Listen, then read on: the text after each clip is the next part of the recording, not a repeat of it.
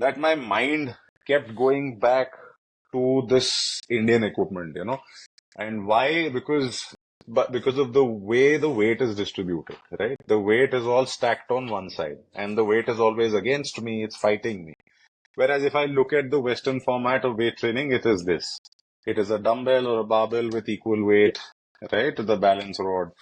But with this weight, I realized that if I get access to something like this, I can use my other arm to start moving this arm again and try and stimulate something that might fire up for me to be able to activate an arm that's been dormant for way too long. Yeah. And I started working with it on my own.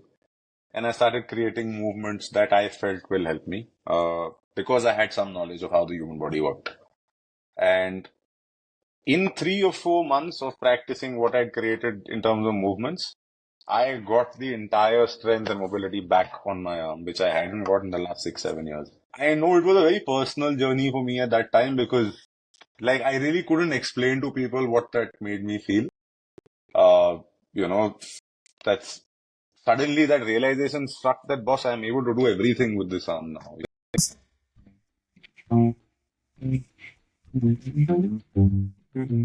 When one thinks of India and fitness, the first word that comes to most people's mind is yoga. One man is out to change that. He is building Tagda Raho and bringing back India's OG workout, not just to India, but to the rest of the world. Rishabh, it's an absolute pleasure to have you here, and welcome to Stories with Shaumak. Thank you so much, Omek. Thank you so much for hosting me. And, as part of the introduction, you mentioned that one man is out to change that. But just to clarify, I have nothing against yoga. I think it's a wonderful format Absolutely, of keeping oneself fit. But I do feel that India has a lot more to offer when it comes to physical culture. And I felt now is the time to ensure that, we reintroduce a part of that physical culture first back to Indians and at the same time start to take it out, to other countries. 100%. 100%. Yeah, and yeah, just for the record, none of us are against yoga. It's a very, very good thing to do. Why don't you tell us about Tagda Raho? Tagda Raho, as the name, if a lot of people perhaps may not understand the meaning, Tagda is more like a Punjabi slang rather for tough and for strong.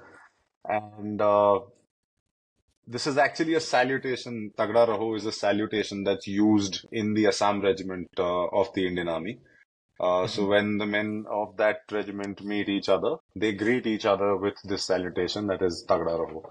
Right. Well, you've got people like David Goggins and stuff who've really popularized this whole stay strong, stay hard statement, But Tagda Raho has been going on in India for the last 50, 60 years, So and I've grown up in a Fauji family, so I grew up listening to this around me, and this was one phrase that stuck, It really stuck, and I always felt that it is it's a great way to greet somebody, right?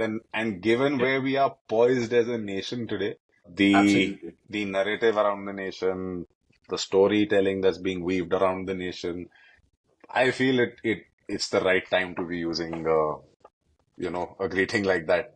We are no longer looked at as a soft power. Just no, there is no denying that there's something very special and magical happening in the country. I fully agree. Being somebody who's in India, never really thought of settling abroad. I don't think ever regretted the decision of not exploring that opportunity because there is just so much happening here, man. You just gotta keep your eyes open, and I think there's something for everyone. Absolutely. So tell me, what made you start Tagda Raho? Where does this originate from? So the genesis is kind of the name initially Tagda Raho was for another venture that I wanted to start, but that I never kicked that off. So it was something that I ended up using for this. I would say it was meant to be for this and not the other one. But I've been somebody who's been associated with ultra endurance events, for a while, whether it was cycling across the country, cycling across Europe. I've done my fair bit of ultra endurance events, and it was during one of the events that unfortunately I picked up an injury or a condition rather, which is known as brachial neuritis, or the other name to it is Parsonage and Turner syndrome. So my left arm had about 75% paralysis for a certain amount of time. So the only mobility I had was in my fingers, and beyond that, if I had to move this arm, I would have to pick it up and use the other arm to Really? actually, yeah. So that happened, and it the condition is such that there is no cure to it around the world. There are a lot of people who suffer from it. And it has a mind of its own. It comes, then it goes. There is a relapse at times, right? So I tried multiple things, went to various hospitals, met some of the biggest doctors, and most of the time they couldn't even figure out what it was. It was only when I was blessed enough to meet an army doctor who was actually working with the army's sports teams and athletes that he was able to tell me in 10 minutes that, son, this is the problem. And you most likely lost the arm. There is no guarantee that you're going to get this arm back. And this is, I'm talking about 10, 12 years ago. And post that, then I went back to Delhi to bigger hospitals where the option given to me was that, okay, you undergo reconstructive surgery. That seems to be the only option you have. And even there, the chance that they were giving of recovery was under 30%. So I wasn't really keen on undergoing surgery with that kind of a success rate. And the surgery Yeah. was supposed to be on the back, and 12 years back, really no chance am I taking that risk. So I started living life with it. There was marginal improvement where instead of just the fingers, I had mobility up to here return, but there was no real strength left in the arm. I used to find it difficult to, even lift a cup of this size. It was a struggle. But as humans, what happens is, you learn to live with things, you adapt. And what I had become really good at was to mask this problem because there was no superficial wound. So the person sitting across me would hardly ever be able to understand or figure out that this dude does not have one arm working. I was able to mask it so well. But it did impact my confidence because when it came to lifting things and stuff, I knew that I would struggle because part of my body wasn't working. Over the period of time, I tried multiple things, physiotherapy, I had therapy. I tried therapy in swimming pools as well, which was a bit helpful. But nothing really worked, right? And it was only when I was studying for strength and conditioning, where I started gaining a lot more knowledge about how the human body really works, that my mind kept going back to this Indian equipment. And why? Because of the way the weight is distributed, right? The weight is all stacked on one side, and the weight is always against me, it's fighting me. Whereas if I look at the Western format of weight training, it is this. It is a dumbbell or a barbell with equal Yeah. weight, right? The balance rod. But with this weight, I realize that if I get access to something like this, I can use my other arm to start moving this arm again and try and stimulate something that might fire up. Uh, Yeah. you know. So the first challenge became how to source this. I initially assumed that I'll be able to find it, but it was a surprise and shock to me that being in India, I couldn't find an Indian equipment. Nobody was selling it. You had to go to a carpenter to get it made, right? So there, for me, was the first flag that okay, there is an opportunity here. First, that in my own country, if I'm struggling to find my own equipment, it's a bit of a shame. Then came the second challenge. Once I got myself access to one, was okay, how do I learn it? I realized the only options available were for me to go and join an akhada. But what was happening was that the akhadas were very focused on kushti, on wrestling, which is their format of training. So, what is an akhada? Just It's known by different names across India. So in the south, especially in Karnataka where I am, it's known as a garadi mane. In Maharashtra, it's known as a talim. Up north, these are known as akhadas. So these are basically places where men get together, and the predominant sport that is practiced there is wrestling. And this equipment has practically been kept alive by these akhadas. People like me came in much later. But whatever little was left of this particular equipment was thanks to these akhadas, right? But then they were very focused on wrestling and kushti, and the only movements you could learn were these 360 swings, right? Because the reason was because in kushti and wrestling, you need to pin an opponent down and have enough strength in your joints and your arms to keep them down, right? That's how you won points, right?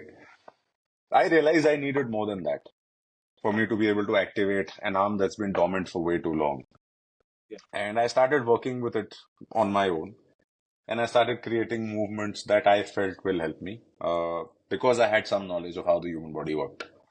And in 3 or 4 months of practicing what I'd created in terms of movements, I got the entire strength and mobility back on my arm, which I hadn't got in the last 6, 7 years. It's And incredible. yeah, and I know it was a very personal journey for me at that time because, like, I really couldn't explain to people what that made me feel. You know, that's suddenly that realization struck that, boss, I'm able to do everything with this arm now. I don't have to Yeah. mask it anymore. You right? Yeah. And I knew that this was it, that this is not just a gift, to recover my arm, but I have to do something more with it. And Yeah. I just knew it then that I am here to do something in this field. There is no doubt anymore. Wow. Yeah. That's holy So shit. That's yeah, incredible. that's how it began. So So when you said like it took you 3 4 months to gain full mobility back on your left arm, what was the discovery process like in so terms of just figuring out what are the exercises you should be doing to right. gain this mobility So back? number one for me, the biggest objective, the main objective was to try and firstly activate this arm, right?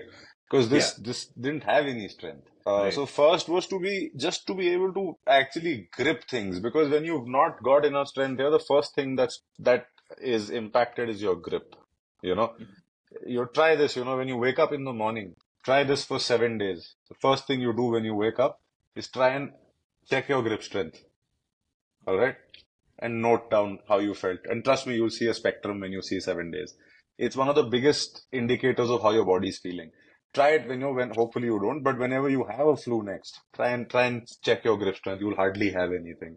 It's a fantastic indicator of how the body's feeling. If your body needs a recovery, if your body needs more time to recover after a run or after a long ride, your grip strength is one of the best indicators of your body telling you, okay, you need more time to rest. Right. So for me, that was the first challenge that I had to overcome, was to get my grip strength back. Right. And it's people don't realize it how important grip strength is. It's a survival skill that Absolutely. you Yeah. need, right? So my first goal was to get that. Second was to try and increase my range of motion. We were struggling because muscle atrophy had set in, right? Yeah. So I started pacing it like that. So get grip strength back, then start working on range of motion, then start working on strength. So that's how I staggered the whole thing. I love that. I actually have a dynamometer at home, so I'm going to start doing this tomorrow morning Do it. and just It's lift yeah, and start tracking and make a note of it. That's very yeah. interesting. Very, very interesting. And okay, so first of all, I just want to say that's one hell of a story. Honestly, kudos to you. A lot of respect Thanks so to much, man. fight back against that. It is really not easy to do. And once you figure out that okay, there's something special here that needs to be brought out to more people. How did you go about doing that? So, there was a vision somewhere. I knew that this will succeed. Like the time is now to do this. Yeah, But having said that, did I know the exact way it would work? Of course not. It was trial error. It was me. That process was not linear. It's a meandering sort of process. You go here, you yeah, go there, and then you figure out your path. But for me, what it began with was me starting an Instagram page, and launching just the equipment. And the first batch, I had bought 10 pieces. Yeah, I just wanted to check whether people even remember something like this. yeah. So I just started a page, and I had 10 pieces of equipment with me, um, to see, let's see how people react. What I did was, though, this is the bigger piece, right? Now, What's what the I weight did, on that? this is about 12 kilos, Wow, right? nice. And in this equipment, 12 kilos when you're swinging is to the body, it feels upwards of 20. It's because the Wow. weight is stacked on one side, there's a lot of torque that gets added, right? So now if you look at this, you'll see three parts. You see the divisions here, Yeah. Yeah. right? And that is the first change I brought in. What I wanted to understand was that if it's so beneficial to the body, and if yoga has sort of just exploded around the world, what is it that stopped this format of training to, from growing? And then what I realized was that number one, the equipment never evolved with changing times. The equipment still came in. One, the equipment was hardly to be found. Two, Yeah. it came in that single piece. So once I bought a particular weight, I can't change anything. I can't change the weight. I can't change the grip. I can't, apart from what I have, there's nothing more I can do with it.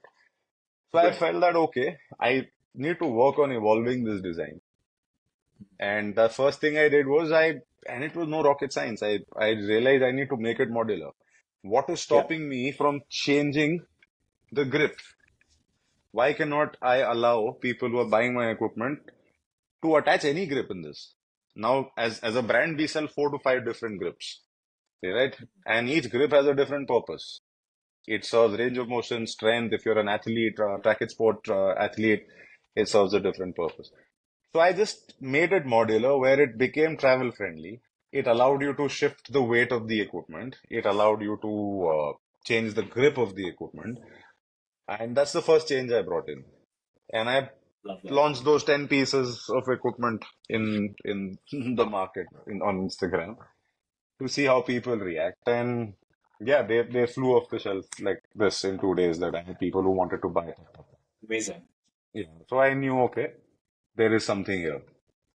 And slowly I started increasing that. I applied for a patent. I got that on the equipment, Awesome. the whole modular aspect of it. And then I realized, okay, once I'd sold a certain critical mass, then I realized that, okay, 9 out of 10 people buying the equipment, they don't know what to do with it, just like I Yeah. was unaware of what to do with it.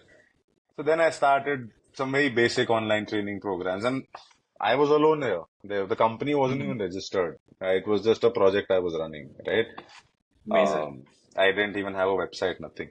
So I started off by just doing small, short modules that people could use online and learn how to use and maneuver this equipment. And then one thing led to the other. Found my first space offline. I was a bit hesitant because this was still a COVID second wave, third wave, and amongst the first industries to be hit in COVID was the fitness industry. Fitness, yeah. So I was In-person still fitness, yeah. unsure, okay, well, when to launch the offline space. A lot of people told me, don't do it. Offline fitness is dead. You Mhm. had Peloton and all these brands that had really kicked off and seen a spike because of COVID. Yeah. People felt that the consumption pattern of fitness would have changed for good. That a lot of Yeah. people said people are not going back to gyms anymore and all of that. But Mhm. somewhere I felt that's not going to happen. So Yeah. took a small place in Bangalore, and that was the first space we started. And today we're sitting at four, three in Bangalore, one in Pune. Amazing. So yeah, That's awesome. Yeah, I remember. Like, I actually got introduced to Tagda Raho thanks to Misha. So for people listening, Rishabh and I are basically family at this point.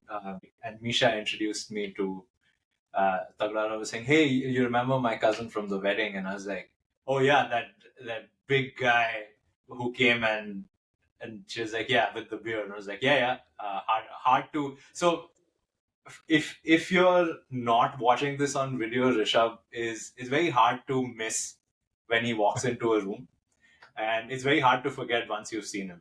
So I was like, yeah, of exactly. course, yeah, yeah, I remember him from the wedding. And then she showed me her Instagram page, and it's bringing traditional Indian workouts.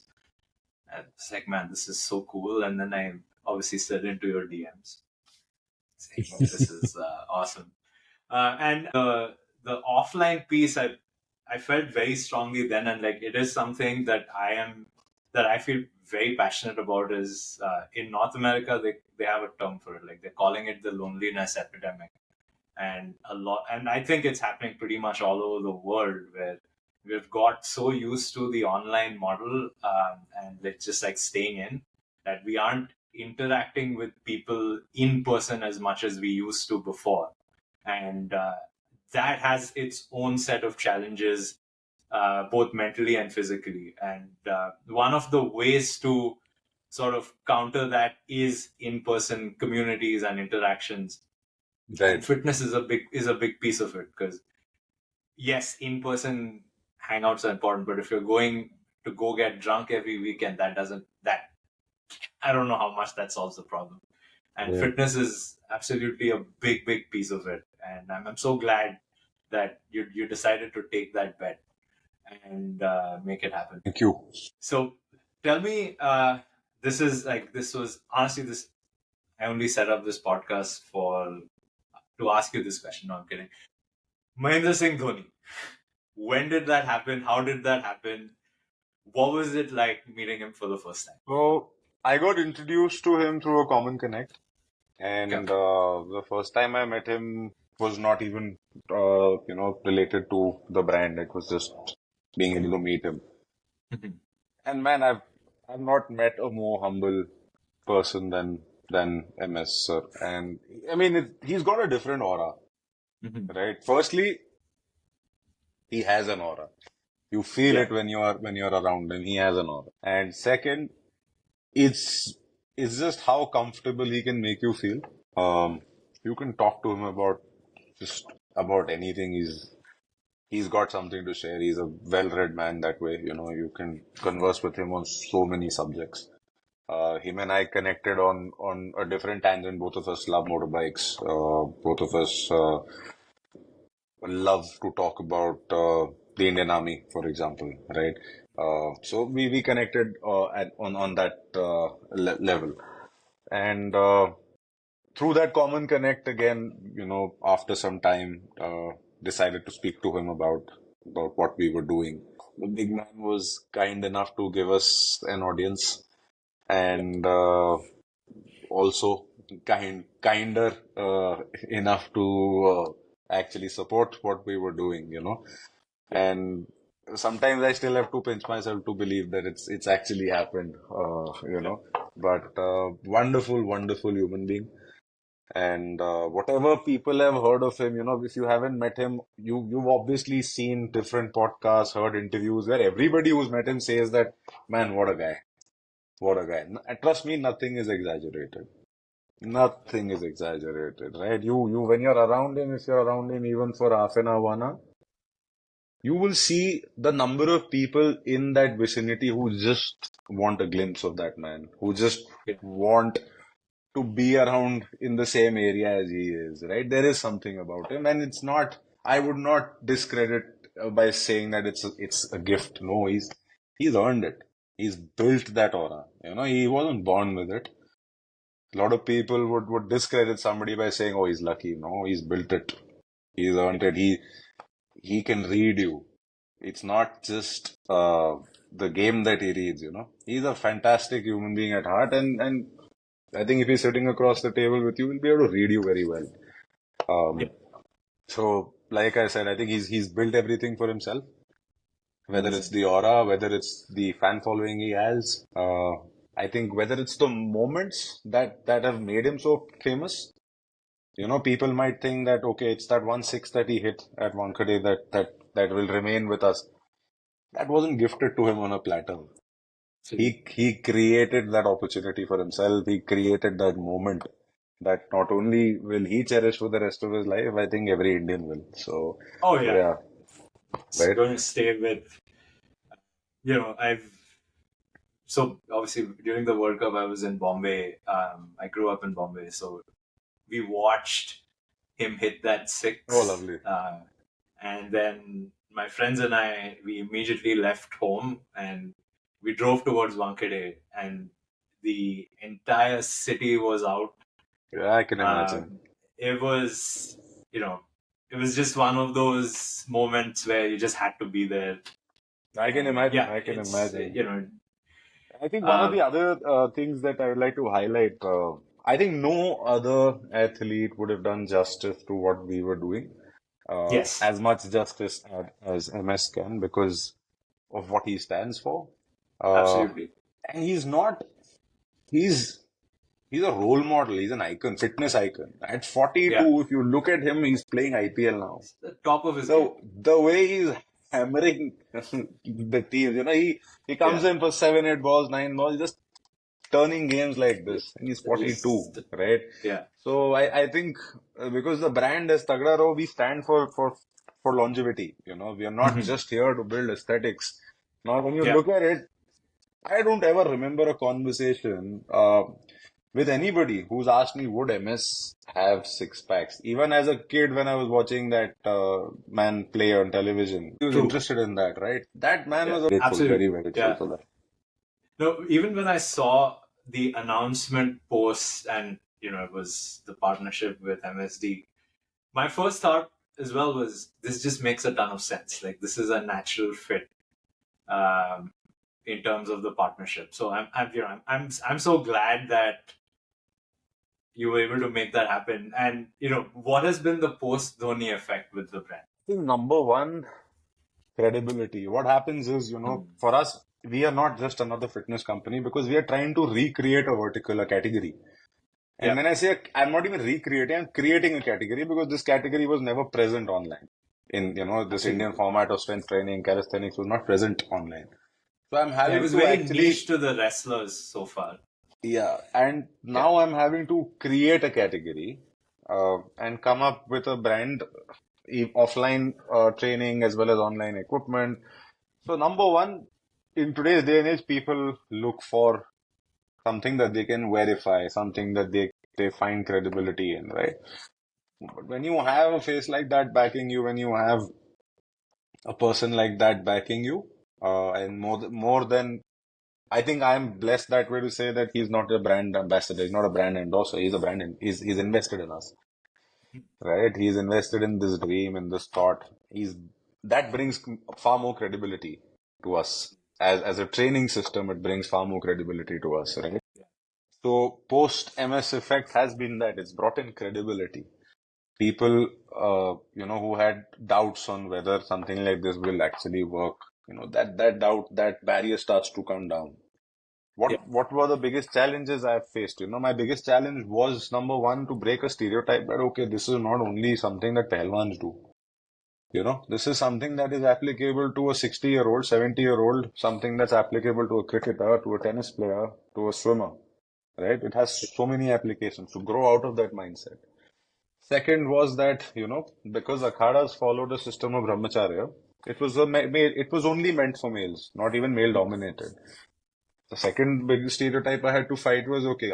My questions I used to get was not will a woman be able to do it? Are women allowed to do it? Those were the questions I used to get, right?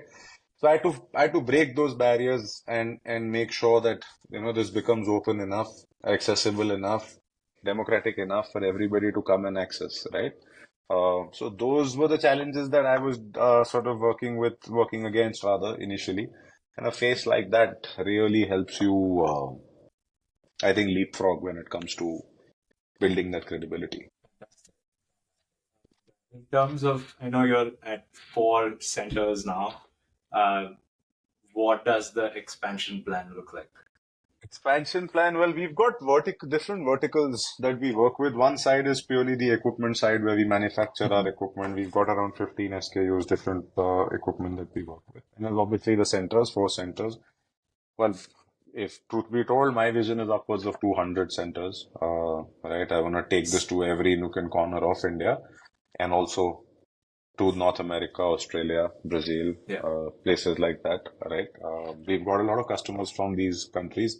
And when I say customers, they're not just the Indian diaspora, a lot of yeah, Westerners as well, right? absolutely. So that's the vision we have. I feel that India till now has not, as a country, we've not succeeded in creating a fitness brand that has gone global. We've Yeah, always accepted brands that came in from outside. It's also because we had this look west policy when it came to health, fitness, aesthetics, all of that. But I think there's enough and more opportunity here to create a brand that is not only trusted by us as Indians, but also trusted abroad, right? Yeah, yeah, If if 100%. if we can have anytime fitness, if we can have Gold's Gym and stuff come work so well in India, I think we can have Tagda going out as a format of workout and training center and do well across the world. Oh, I have 100% confidence that one, this format of workout will do really well, but most importantly, Tagda Raho is the brand that takes it to the other Thank parts you. of the world.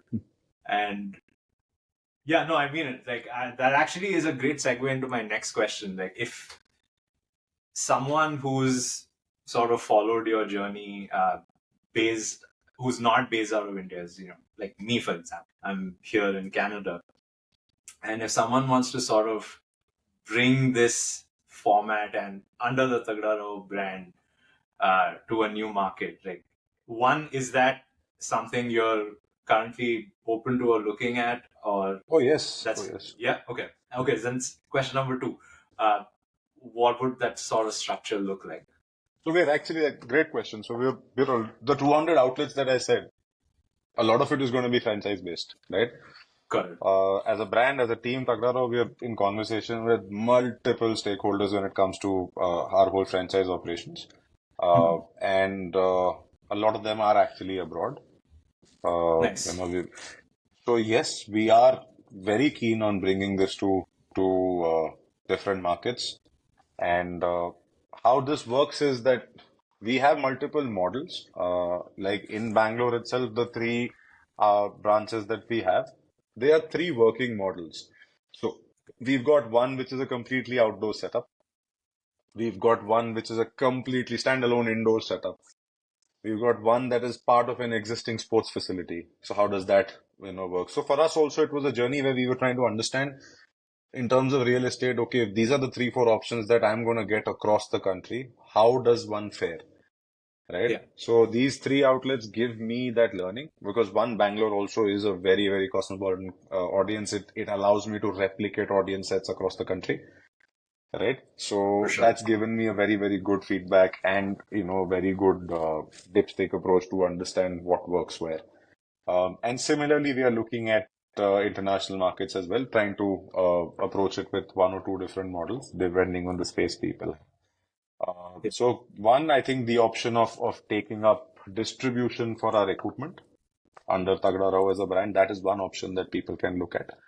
Second is obviously to look at a franchise where they can look at opening up our centers in whichever country that they are in.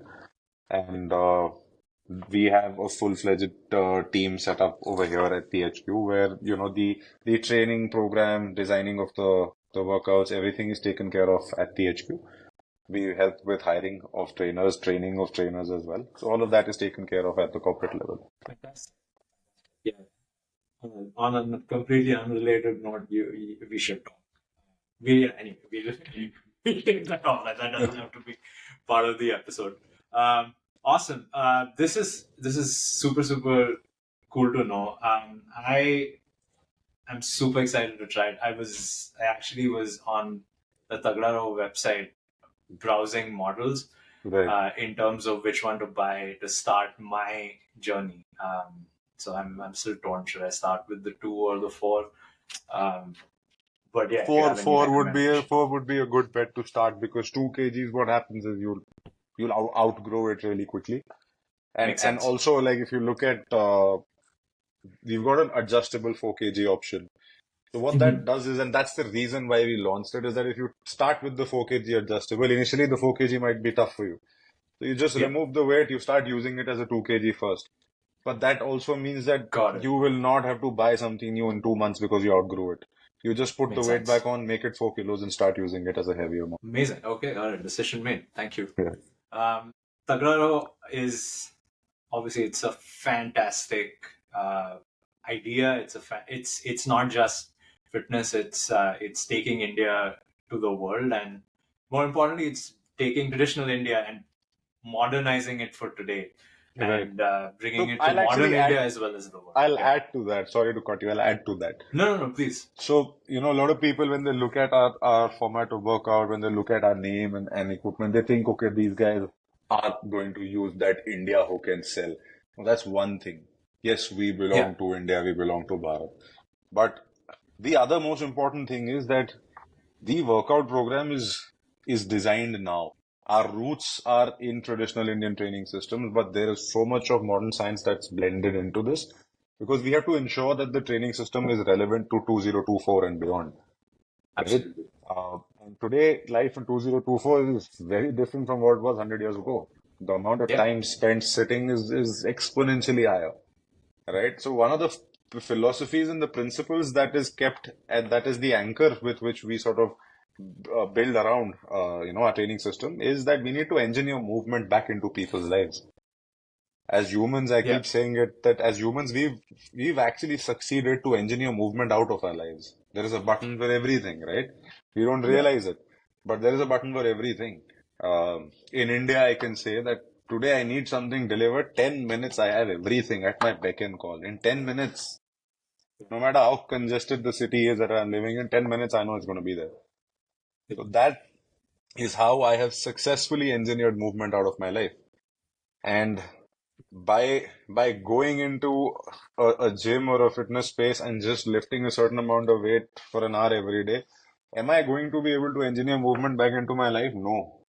The hard truth is no, you're not going to be. Yes, you will certainly tick off a few parameters of fitness, no doubt. But you today as a human are compromised on the biggest thing that defines you, which is mobility, right? And that is going to be one of the biggest yardsticks of how you're going to measure fitness, maybe once you're 60 plus. But the work has to start now. And that is why, like at Tagda Raho, I take pride in saying that my team and I have been able to build 120 different movements we've created, right? That replicate everyday life movements that people have forgotten. I'll give you an example. We've lost out on overhead movements. Overhead movements in our life today. Think of what overhead movement you've got left in your life. Hardly any, right? Yeah. The moment you wake up, That's true. you're either gonna go fix yourself a brew, coffee. You're still somewhere here in this zone. Your phone, you're here. You're driving, you're here. Your laptop, you're here. So you're just rounding up, rounding up, rounding up. This is gone, right? This is completely gone. And you think that's not having an effect on our overall health? Of course it is. On how you sit, how you breathe, it has an effect on everything. And something as simple as this going away, right? If I ask anybody to just sit down and think, okay, what overhead movement do I have left in my life today? There is nothing, Yeah. right? Wow.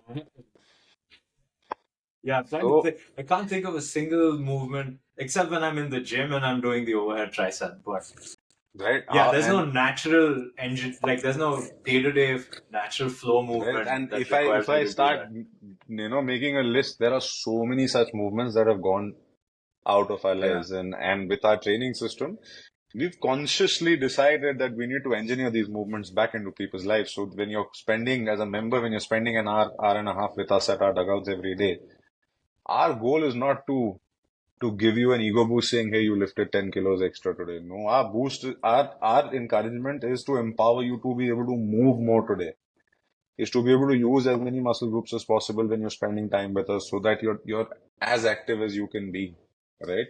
Mhm. And then obviously the cherry on top is that you have access to external weight loading that you can do with our equipment, right? Yeah. And because of the design of the equipment where the entire weight is stacked on one side, the whole asymmetric weight distribution, the equipment is such that it actually allows you to move in so many different ways. Because it's an Yeah. extension, like you look at this is an extension of my body, my limb. It's an extension. So this equipment allows me to move in so many different ways, right? And that Yeah. is the heart of what we do. Fantastic. Okay, this question is unrelated to Tagda Raho, because there's something that since we talked about yoga, like obviously yoga is one of the most well-known exports from India, and in the recent times, especially like in the Western world, um, it's sort of been appropriated, right? Like yoga has, like in North America, when you think of yoga, it's not sort of brown person. It's typically a white woman running a yoga class. That actually give you, this was a hilarious thing that happened to me. So I went to a yoga class once in the city, in Toronto, and it was in one of the more affluent neighborhoods of the city. I walked in. I was the only brown person in this yoga class. The instructor is, don't get me wrong, like the class was very good, but it was a white Irish woman who was running the class. And the moment I walked in, she got so excited looking at me, and she's like, "Yeah, come to the front." And I was like, "I have done yoga thrice in my life. Like, I am not going to be." And at that point, I had a pretty big beard. My hair was a little longer, so I looked like the stereotype of what they think of when they think of an Indian person doing And you yoga. just come back from Rishikesh. Yeah? Yeah, exactly. And she's like, "Oh, you know, come to the front." And then at the end of the class, she was like, "So what did you think of it?" She's like, I mean, I clearly have a lot of work to do. I thought you were great, but yeah." So how and like in to that point, like it is has sort of become very culty in some parts of the world where it has been like well and truly appropriated by people that are not Indian. And you know, because of the way Tagda Raho's workouts are, like I can see how it gets addictive enough and people sort of start making it their personality. I mean, which is great for taking it to all parts of the world. But like, how does one? And maybe this is a question, way too far down the line. But like, how does one sort of prevent that appropriation and culty behavior?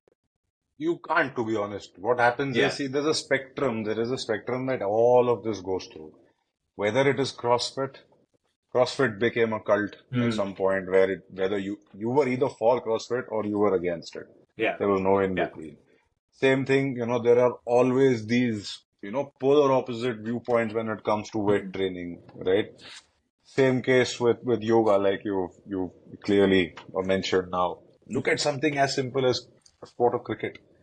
You look at a format that is T20 cricket, which has probably popularized cricket in more countries than it ever was. Yeah. But there are polar opposite views to that format of cricket. So I don't think that's something you can control, to be Yeah. honest. Fair. Um, it's a concept that's come back. Each concept has a journey that it has to go through, Mhm. and eventually it all balances out.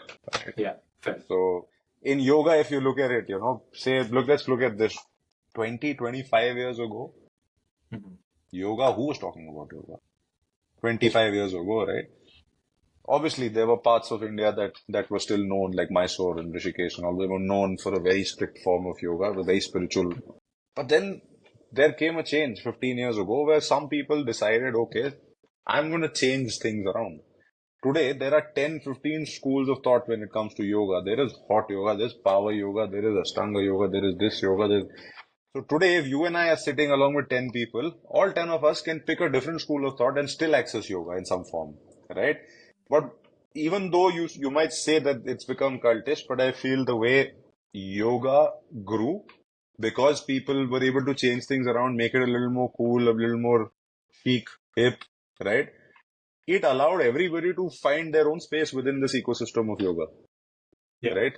You were not for or against. You could be in between because you had so many different access points, right? Interesting. So that's my point of view that, instead of working on how to prevent something from happening, I think this is a life cycle that's going to take its own course, I think. Fair enough. Yeah. Very interesting. Thanks for sharing that. This is very interesting. So I guess yeah, I never quite looked at it that way. Well, that's about Tagda Raho. Let's learn about Rishabh the man. You grew up in an army background. How did that sort of transfer into your fitness journey? So I wasn't the fittest kid, you know, far from it. But I grew up in an environment where being unfit was an exception, not the other way, I see. right? I grew up in an environment where I woke up each day, everywhere I looked around, I mean, all I saw was fit people. And it wasn't something that was drilled in your head continuously. It was just something you were seeing every day, Yeah. right? That wasn't something that you wake up and somebody told you you are expected to be fit. No. Like I said, today you look around, you find someone fit, that's an exception. But Cool. where I grew up, being unfit was the exception, right? Interesting. So I mean, when I say I wasn't the fittest, it wasn't like I was unfit or something. But no, I wasn't very athletic as a kid. I wasn't, right? Uh, it began to change for me when I decided to pick up. I was heavily into cricket. I played for my university, for my school, etc. But it's only when I started picking up sports like basketball and stuff where I actually decided to and sort of really tasted blood for the first time, where it when it came with something that was really fast paced, something that actually made me work hard because it was a new skill I was picking up, and I looked like a complete lunatic on the court because I picked up the sport very late. So then I decided to work on it. I practiced hard, and that helped me shed a lot of my weight as well initially. That was my first entry into the world of fitness, and it was through sport. It was through sport, right? So that was how I got into it. And post that, like I had mentioned, I was obsessed with ultra endurance Yeah. cycling at some point in life, where I was riding what 80, 100 kilometers every day, Wow. right? Yeah. Yeah, that was all I wanted to do. I was just having such a ball doing that Yeah. became life. And I am slightly obsessive in nature, where if I am doing something, I'm either in it or I'm not. So Yeah. when I was into ultra endurance riding, that's all I was doing. I was just riding Yeah. from one city to the other then. Yeah. I actually ended up. Misha was showed me your Vimeo link on cycling in India with those. Was it up north? You and a couple of your buddies were cycling That through was the snow actually that mountains. was a separate thing we did. We attempted the first attempted to be the first people who actually cycled to the last Indian village in peak Himalayan winter. We were looking at about minus 14, minus 15 degrees at that time, and unlike other places in the West, here you were talking of altitudes at about 15,000 feet above sea level. So yeah, we around us we had what 3 feet of snow, and it was isolated like the whole thing. People in those villages, a lot of the people also moved down during winters because it's very hard to live there. Yeah. But we felt that okay, let's attempt this. Let's try and cycle to the last Indian village in peak Himalayan winter. I don't know what we were thinking, but we did manage to do it. We reached Chitkul, which is the last village, on this front from Himachal side, and beyond Chitkul then is Tibet. So Amazing. that Is that that was Vimeo link publicly shareable? yeah, it is. It is. Okay, cool. I Yeah, will take yeah. that from you and put it in the show notes because That itself is it's a about. beautiful video. Thank you. That was about 10 years ago now. Wow. Yeah. And then you were the one of the things we were talking about was your biking journey through Europe. Yeah. How did that come about, and So what that made you go into that in the first place? so there's actually a beautiful event in Europe.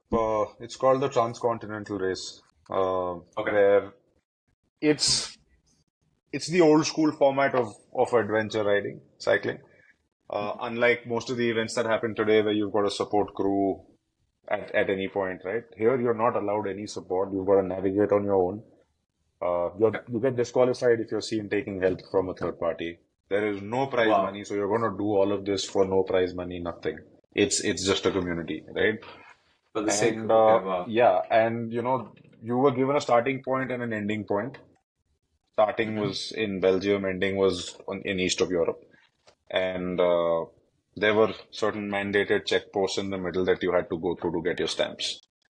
And I see. the idea just fascinated me because I was like, okay, I saw some videos and I was like, wow, that's like 3,500 kilometers of riding in 10 days. and that goes through the Alps and stuff. And I'm like, okay, wow. Firstly, it was just disbelief that wow, people are doing stuff like this. Second was, has any Indian ever done this? Third was like, whoa, why the fuck has no Indian ever done this? Yeah. Fourth was, what is stopping you from doing it? And fifth, I signed up. So I was like, okay, let's see. And I was the first Indian to have ever attempted it. And Amazing. it was uh, it was by far the most transformational experience I've had. Yeah. Because I'll tell you, the navigation had to be done on your own. So, and the only place in that belt that I had ever visited was England to Mhm. visit my brother, and I was doing another course over there in London. I had never been to the other side of Europe, and to sit in my office at 2 in the morning, joining two monitors to be able to use Google Earth to actually create a GPS map for me to get from Belgium to the other side of Europe. That Wow. is all. That is all the aid that I had. I had never visited any of these places, and that itself was challenging because I mean I had the map in front of me on GPS, but I didn't. And so many times the map was wrong, where I would suddenly get into a dead end, did not know where I have to go. The map would say take right, that's somebody's backyard over there. I can't go there. So I mean I found myself in some really sticky situations. But the whole process of training for this entire event, and the process of actually going through this on my own in a land that I've never been to, and you realize that okay, apart from England, nobody really cares for English in Europe. Nobody speaks that language there. They don't like to either. So to be in countries where okay, language suddenly became a challenge, which you didn't think was going to be a challenge. Um, some of the sights you saw were just superb, beautiful. Some of the challenges you were going through were phenomenal. Like the first time that I've actually slept out on the footpath because I did not know how far I'm going to ride today. I didn't have a hotel booking, like most other people in that race, right? Most of us did not know where you're going to stop tonight. So I slept under park benches, I slept under bridges, I slept on the footpath. Right. The only times I would take a room was when I ran out of charge on my phone, my GPS, everything. So I needed a few hours to charge everything. That's the only time I would take a room to probably just take a shower as well and just charge my devices. But what an experience, man. What a transformational experience. Because I think more than anything else, more than learning about the world, you learn inwards. You learn about what you are made of. You learn about your own self so much because you're just left with your thoughts, right? Yeah. I was riding 18, 19 hours a day, right? And so it just after a point, after day three, day four, your body is numb. I lost about 7.5 kilos in 8 days, right? So your body is numb. You're burning upwards of Yeah. 5,000, 6,000 calories, man. No matter what you do, you're unable to feed yourself that much calories. You can't. For sure. Yeah. Yeah, so it was a very different experience, man, and one that I'll probably cherish forever. That's Yeah. incredible. Yeah. On a lighter note, like if you were doing this in the US, you could eat 5,000 calories. You just need to eat four McDonald's burgers and you hit your target. No problem. I'll tell you what the challenge there is as well, because going from here, I mean, we are fascinated. I love cold food. I love cold sandwiches, etc. But Mhm. now when I was there, burning so much a day, and when I had to eat a pizza every single meal, my body Yeah. refused to accept it. I had so much of bread every single day. I'm not used to it. So with every Yeah. bite, I had to take a sip of water because otherwise my body would not accept the food. So it had actually become that bigger problem that sandwiches and pizza slices and all were just rejected by the Yeah. body. So yeah, never thought that Incredible. Europe was ever going to be a challenge when it came to food. So yeah. No, that's completely understandable. Yeah, no, honestly, tons of respect to you for doing that. I am currently training for my first triathlon, not the Ironman, like the Olympic, Okay. and I've like the distance I need to cycle for the race is 40 kilometers, and Nice. I haven't really cycled much since I was like maybe 15, and this year is the first time I started cycling. And in Toronto, during the winters, I was basically cycling indoors in the gym, and that was very very boring. But then now that the weather's getting better, I've been out and about, like, oh, this is kind of fun. But It I is, didn't. right? It is a lot of fun, but I never really, like, in my head, the swimming, cycling, and running would take an hour apiece. Uh, and I signed up without doing any research, which is, uh, 40 kilometers an hour, really. yeah. Again, as I said, I was like, because for me, the 10-kilometer run takes about an hour. While I was swimming, I've realized now that the 1.5 kilometer will take me about 40 minutes. So in my head, I was like, yeah, within 3 hours, I'll be done. And now that I've started cycling properly, I'm like, oh, I signed up for something that takes a lot longer than I thought it would. So now it's about reframing it. So the fact that you were cycling 18, 19 hours a day is is staggering. Like, kudos to you. Kudos to you. That No, I mean, is that is people have incredible. people have done far more. They've done far more difficult things than this. But on a personal front, yes, I mean, uh, I still look back at it very, very fondly. And honestly, I think I had temporary memory loss because of, and I kid you not, because I Really. was just riding so much, right? So a lot of the memories came back much later. If I sat right after the ride to think what all I had seen, I couldn't remember much because I was just in such a Mm. daze most of the time. It was much later that I had flashes. Oh yeah, I was here. Oh yeah, this happened, that happened. So Yeah, it came back to me much later. Yeah, that's much amazing. later. Yeah. Wow. Rishabh, honestly, this has been such a fun conversation for me. Like, I feel like Likewise, buddy. I've Likewise. le- I've learned a lot about you. I've obviously been following your journey on Instagram, and I'm a big fan of what Tagda Raho is doing. Thank you so much. But now that I've spoken to you and just learned a little bit more about your life, I followed your journey along, and I think Tagda Raho, I genuinely, from the bottom of my heart, I think Tagda Raho is an incredible mission, and I can't wait for this to be a global brand and Thanks so much, man. Very, very kind of you. Thank you. everyone's swinging the mace around. It's going to be incredible. It's going to be amazing. I have one last question for you, and this is probably the most important question anyone has asked you in your life. Are you ready? For this to become a global success.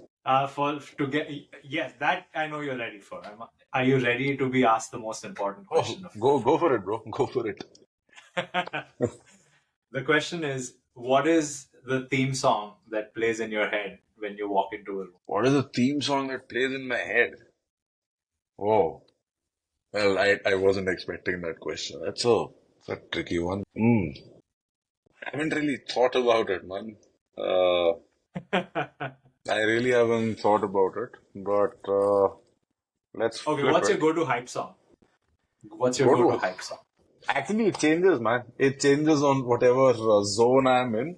At times, it could be something from Imagine Dragons like Friction and stuff like that. But yeah, a lot of times it's that. Sometimes it could be very hardcore Punjabi music.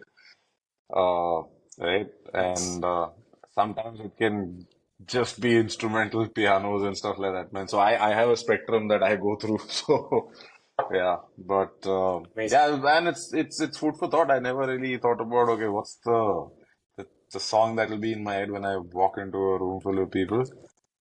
But yeah, I think Yeah, you've something. left me with something to think about. So I try. I try.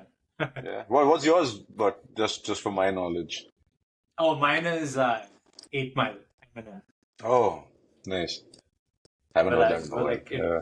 in my head, like when I'm walking in, like that initial build up is just me getting into the zone, and then when he starts rapping, like that's me basically Nice. feeling up and about. Well, Rishabh, it has been an absolute pleasure. Thank you so much for your time. If okay, before we log off, where can people find Tagda Raho? How do they connect with the So brand? we've got our website tagdaraho.in. Um, I think we've got a pretty active community on Instagram. We've got our YouTube channel, all by the same names. We keep publishing a lot of content on YouTube as well, Yeah, for people to learn in terms of how they can use the equipment, how this helps their body. For people to actually, sorry, hear from our own community as to how it's helped them. A lot of people, a Mhm. lot of our members share their journeys of transformation on our YouTube channel. So, you Awesome. can get content there. And we're also available on Amazon. Fantastic.